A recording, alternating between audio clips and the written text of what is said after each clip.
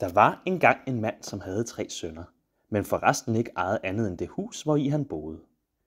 De ville alle 3 gerne arve huset, når faren døde, men han holdt lige meget af dem og vidste ikke, hvordan han skulle bære sig ad, så han ikke gjorde nogen af dem uret. Han kunne jo nok have solgt huset og delt pengene mellem dem, men det ville han ikke, fordi hans forfædre havde ejet det. Men til sidst fandt han på råd. Drag ud i verden og lær et håndværk, sagde han, og kom så igen. Den, der kan gøre det bedste mesterstykke, skal have huset. Sønnerne var meget fornøjet med det.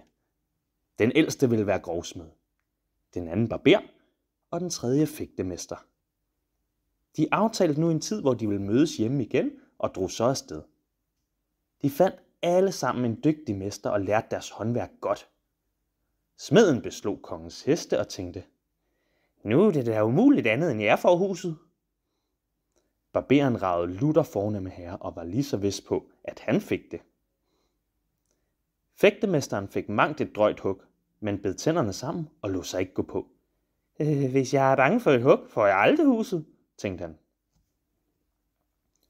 Da den fastsatte tid var gået, mødtes de igen hos deres far, men nu måtte de lægge deres hoveder i blød for at udfinde, på hvilken måde de bedst kunne vise, hvad de duede til.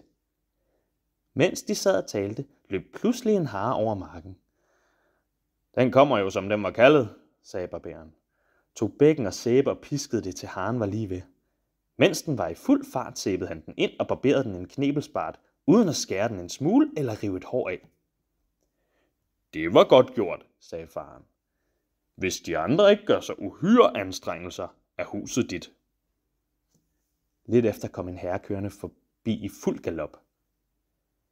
Nu skal I se, hvad jeg kan, sagde smeden. Rev i farten de 4 hestesko af hesten og slog ny på. Du er en dygtig fyr, sagde faren. Du gør dine sager lige så godt som din bror. Jeg ved virkelig ikke, hvem jeg skal give huset.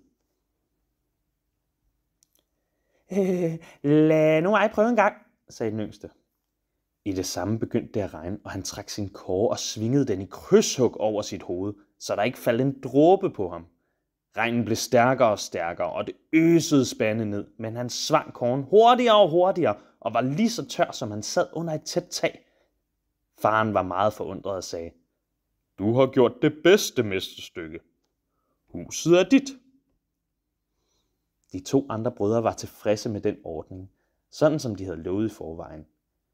De holdt så meget af hinanden, at de alle 3 blev boende i huset og drev deres forskellige håndværk.